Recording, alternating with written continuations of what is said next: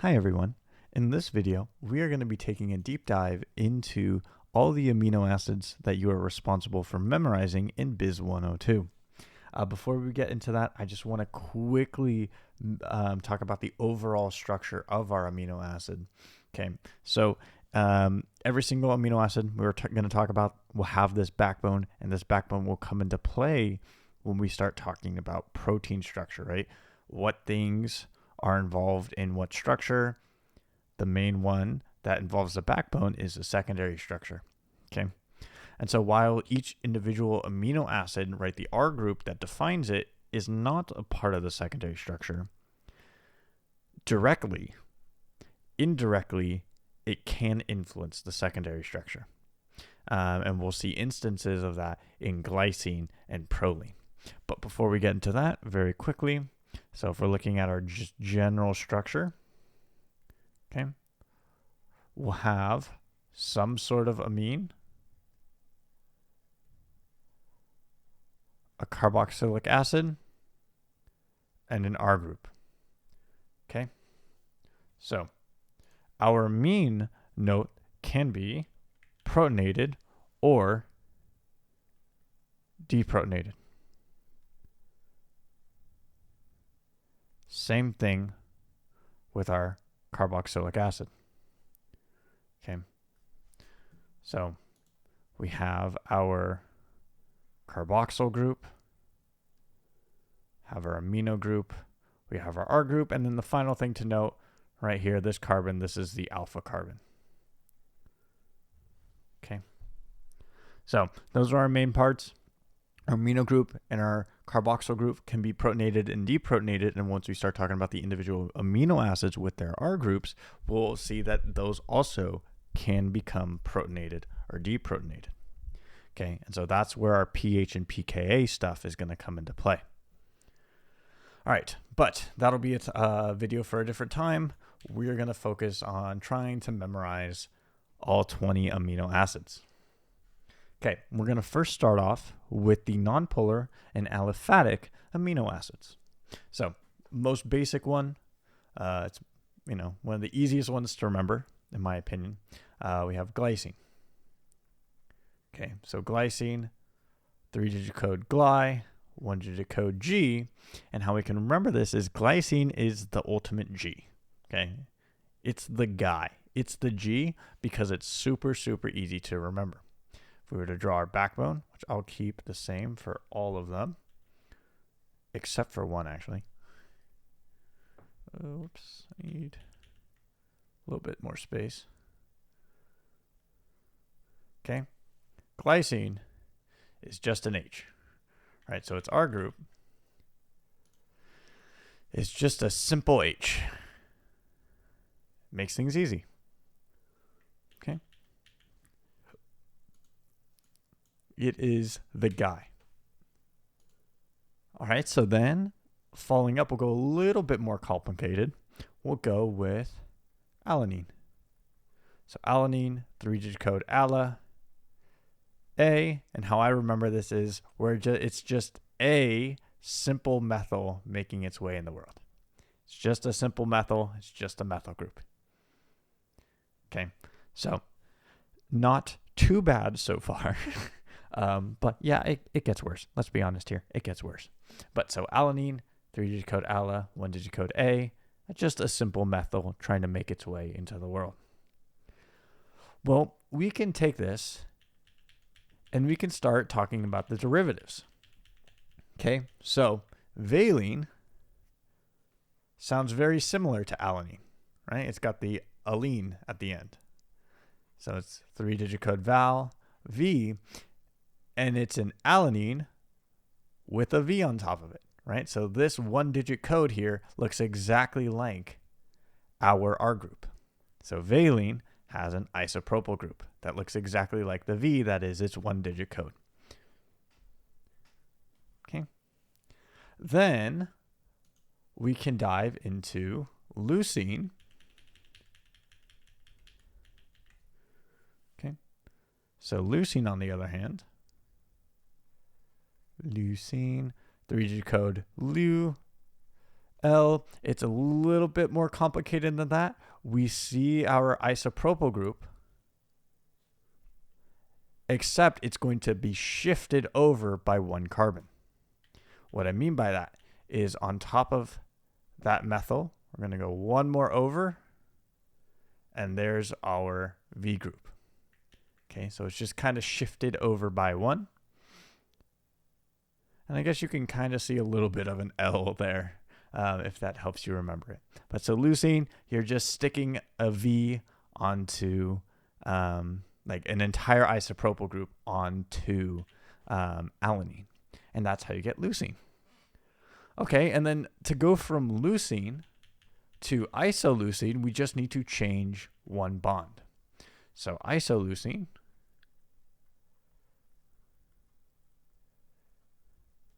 three-digit code IL, so I-L-E, one-digit code I. This one, we're going to move, instead of having our second methyl there, we're going to move it back to reform our V. Okay, so this is isoleucine. So leucine, isoleucine, they're isomers of each other. And isoleucine returns this methyl back to the carbon that's one away from the alpha carbon. Okay, so that's isoleucine. Next, we'll move on to, let's do methionine. Why not? So methionine, three-digit code MET, one-digit code M, and the way I remember this, it's kind of dumb. Well, all of these are kind of dumb, I won't lie. But how I remember this is it's always really, really special when you meet something new, or when you meet someone new. And what I mean by that is this contains sulfur. So it's always special to meet someone new. Okay, have 1, 2, should be 1, 2, 3, 1, 2, 3, sulfur. Oh, that's terrible. Like that. Okay, so 1, 2, 3 carbons, sulfur.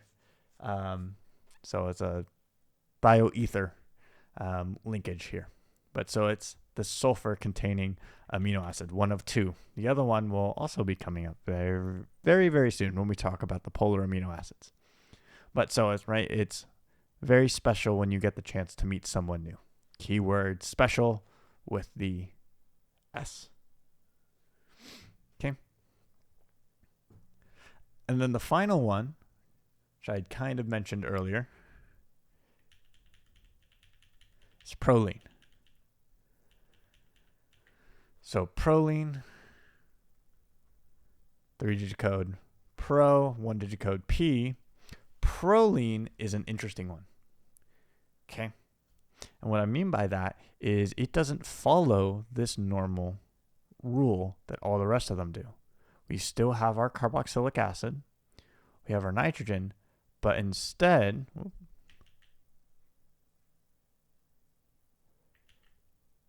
it has a very interesting R group where it actually loops back and connects back to the amine, giving us our secondary amine.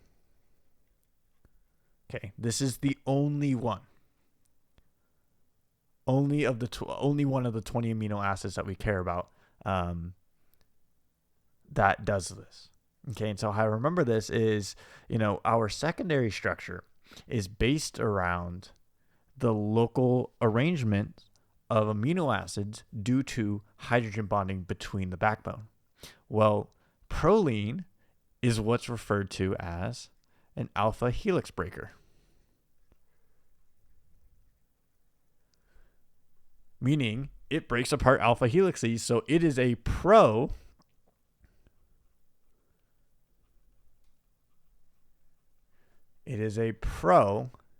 at being an alpha helix breaker. It is a professional alpha helix breaker.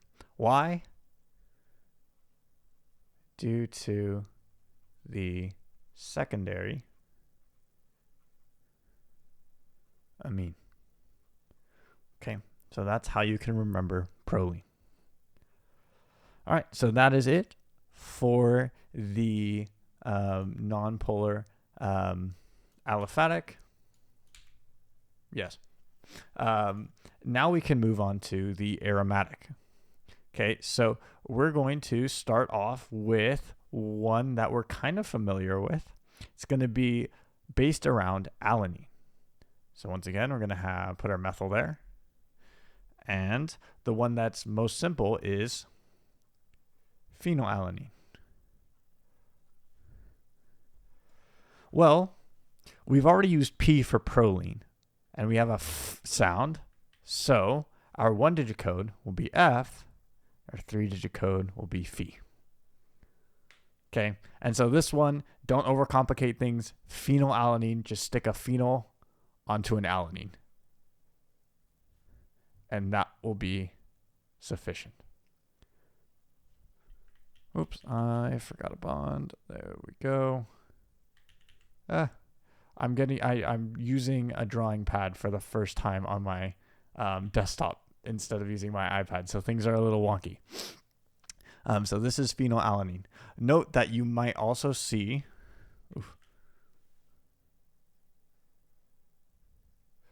You might also see the benzene ring written like that. Means the same thing, right? These pi electrons are moving around constantly, okay, forming that aromatic ring. But so phenylalanine, very, very simple. Don't need to worry about it too much, right? Don't overthink phenylalanine. All right, well, we could then go a little bit more complicated of phenylalanine still. So here's our phenylalanine. Well, what if we just stick a hydroxyl on it? This gives us tyrosine. 3-digit code tier, 1-digit code Y. And the way I remember this is Y is tyrosine, not called phenylalanine, because it's literally just phenylalanine. I don't know why it is not just called that. I feel like the people naming the amino acids just wanted to see the world burn. So that's how I remember the 1-digit code. Why is it not called phenylalanine? Okay. And then finally, we have our most complicated aromatic, and that is tryptophan. Okay, and so the way I remember that it's the most bulky one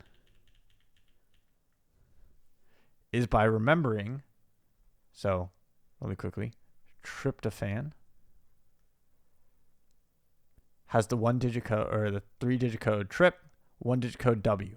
W is a very bulky letter, so is its R group. So its R group is going to look,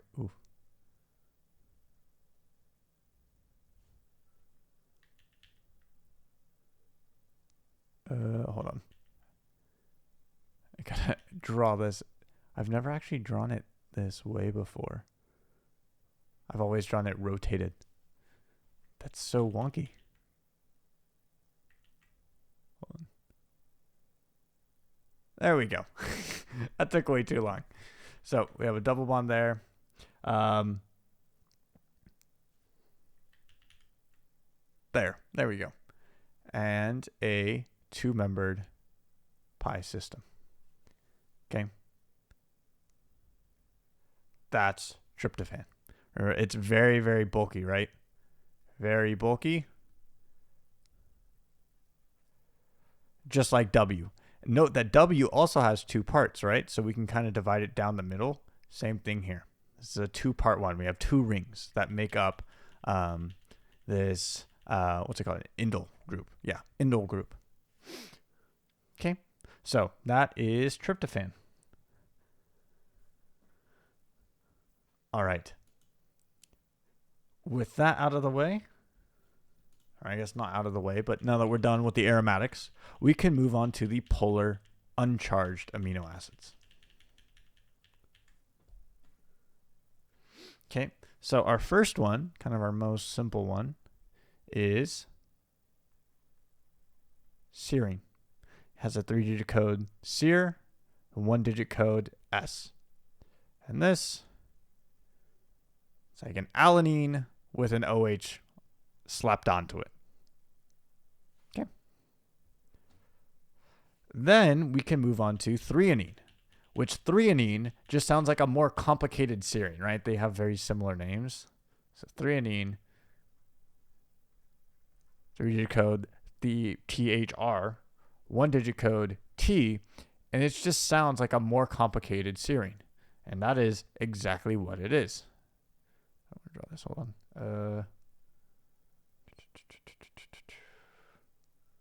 No, I did want to draw it like that. Yep. Okay, so that is serine. It looks exactly like serine. Sorry, this is threonine. It looks exactly like serine, just more complicated. Adds an extra methyl group. Okay.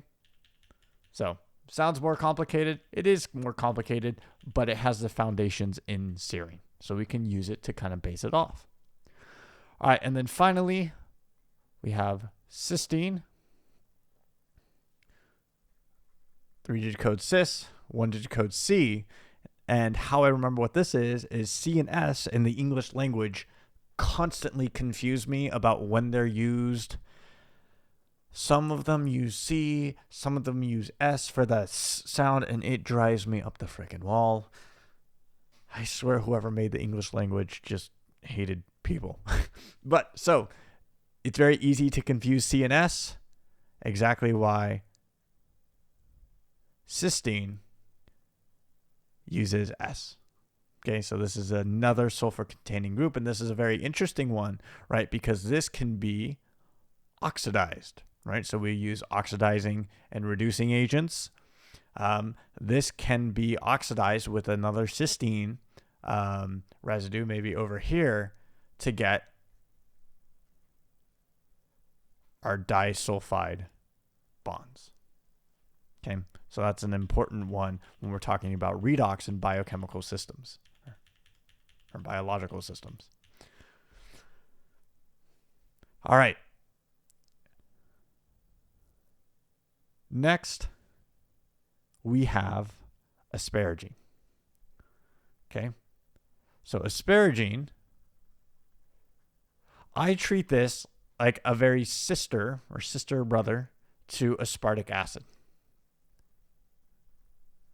The reason why is because they will be almost the exact same, just instead of an OH, or I guess instead of a carboxyl in aspartic acid, you will have an amide in the asparagine. Okay, so we have ASN. We've already used A for alanine, so that can't be the 1-digit code. But this is a big amine, N is also appearing there. So asparagine has the 1-digit code N. Okay. So this one looks like that. Now, one thing I want to note is asparagine, and I'm going to write the other one, glutamine, are very easy to confuse. So glutamine has a 3-digit, glutamine 3-digit code, not GLU, because that would be glutamic acid. This is GLN. Well, hello, come on, work with me here. There we go. And it has the 1-digit code Q, which is fascinating. Very, very fascinating. But when we're talking about the asp family versus the GLU family, A comes before G. And that means that asparagine and aspartic acid will only have one CH2 group between the alpha carbon and the carbonyl. G comes after A, and so if we were to draw out this structure,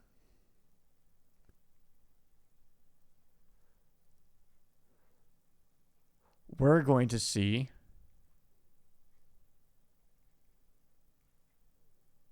two CH2 groups. Okay? Because A comes before G in the alphabet. Okay?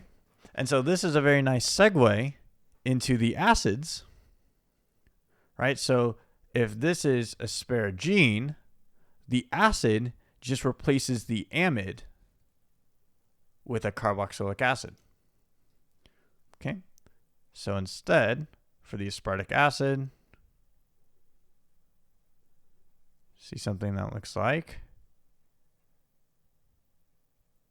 OHO. Right? And this can become protonated and deprotonated. So here's aspartic acid.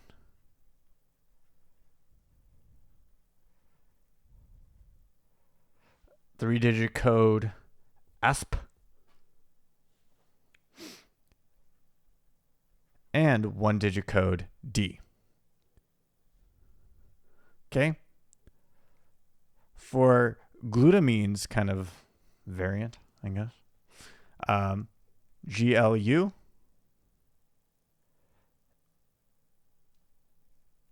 is its three-digit code, and its one-digit code is E.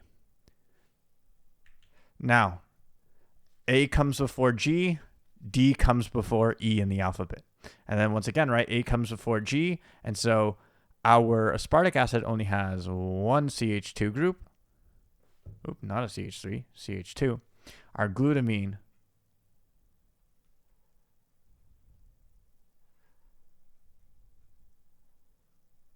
will have two.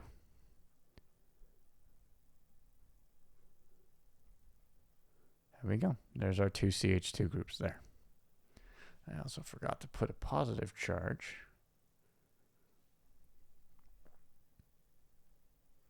There.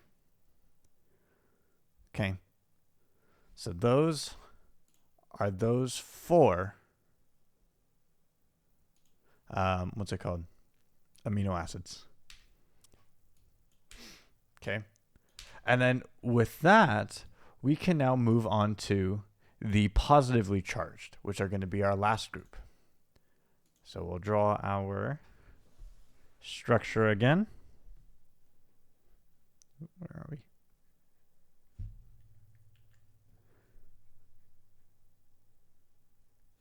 Oof. Still getting used to the drawing pad. Probably won't ever get used to it because it is very, very weird. Okay. So lysine. Actually, I'm gonna write it here first. Oh, I'm messing everything up. Oh my gosh. Lysine is our first one. Three-digit code lys. One-digit code K. Lysine is positively charged. And it is a very, very common positively charged amino acid. Okay, it's heavily involved in histones. So I think of this in terms of potassium, right? So potassium is another very, very common positive charge, hence why lysine has the one-digit code K. Or at least that's my own head canon. So lysine, very, very common positive charge. So is potassium. Okay, next we have histidine. Histidine has a three-digit code His, one-digit code H, and it's another ring. And so he, referring to his and H, he should have put a ring on it. I'm pretty sure that's by Beyonce. No, wait. If I say the wrong person, I'm going to get flamed. Was it Beyonce? You know what? I'm looking it up. I don't care. I'm looking it up.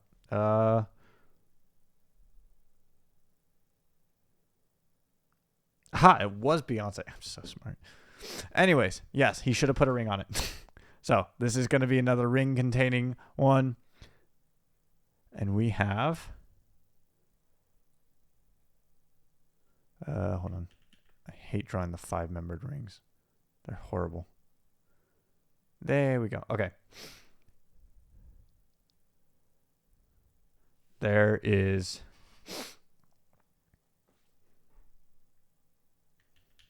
God, that doesn't look right.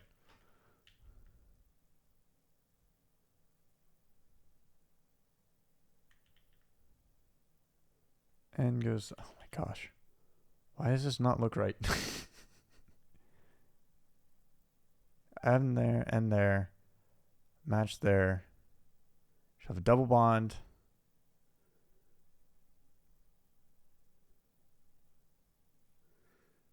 There we go. Okay, that's right. So it's another ring. It has 2 nitrogens involved, 2 double bonds in that manner right there. Okay, so like I said, you remember it's a ring by remembering the Beyonce song. All right, and that takes us to our final amino acid, arginine.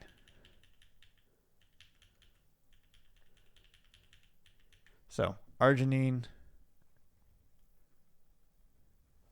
3-digit code ARG, 1-digit code R, because ARG sounds kind of like R. ARG. And how I remember is ARG, this structure has way too many nitrogens involved. Okay, so if we're drawing the structure, 1, 2, 3, have a nitrogen here.